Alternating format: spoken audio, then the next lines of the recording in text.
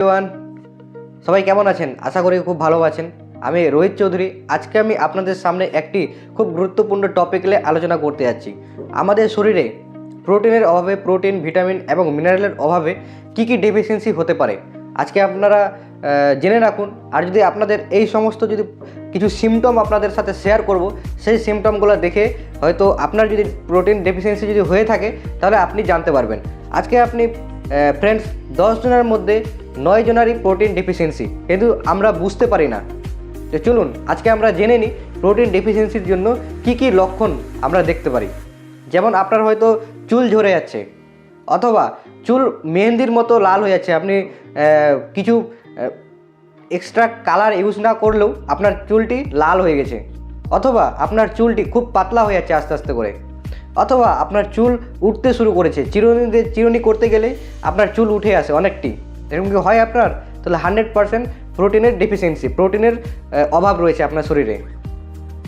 তারপর আপনি জিম করেন, যোগা করেন, কিন্তু আপনার ঠিকঠাক মাসল বিল্ড হচ্ছে না। এই টাইপের যদি সমস্যা হয় তাহলে 100% আপনার প্রোটিনের ডেফিসিয়েন্সি রয়েছে।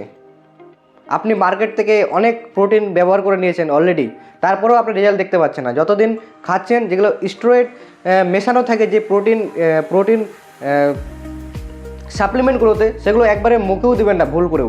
যতদিন আপনি খাবেন ততদিন তো মানে ঠিকঠাক হয়ে যাবেন, তারপরে ছেড়ে দেওয়ার পরেই আপনার শরীর একবারে ভেঙে যাবে। অনেকজনের মনে হয় যে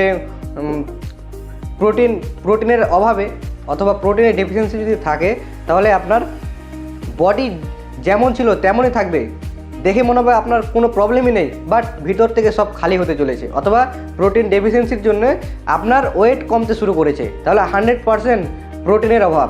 তাড়াতাড়ি আপনাকে প্রোটিন নিতে হবে, নাহলে অসুবিধায় পড়ে যাবেন আপনি ওয়েট বাড়ানোর জন্যে অথবা ওয়েট কমানোর জন্যও আমাদের প্রোটিনের প্রয়োজন। অনেকজন একটি ভুল চিন্তাভাবনা রাখেন যে শরীরে যদি প্রোটিনের হয়তো অতিরিক্ত হয়ে গেলে মনে হয় আমরা মোটা হয়ে যাই, বাট সেটা একদমই ভুল। হয়তো 5 বা 10% কেসে এরকম ঘটে, কিন্তু 90% কেসেই ফ্রেন্ডস প্রোটিনের অভাবে আমরা মোটা হয়ে যাই। অনেকজনকে দেখতে পাবেন তারা মোটা হয়ে যায়, বাট তারা প্রোটিন ঠিকঠাকভাবে না নেওয়ার কারণে তাদের শরীর মোটা হয়ে যায়।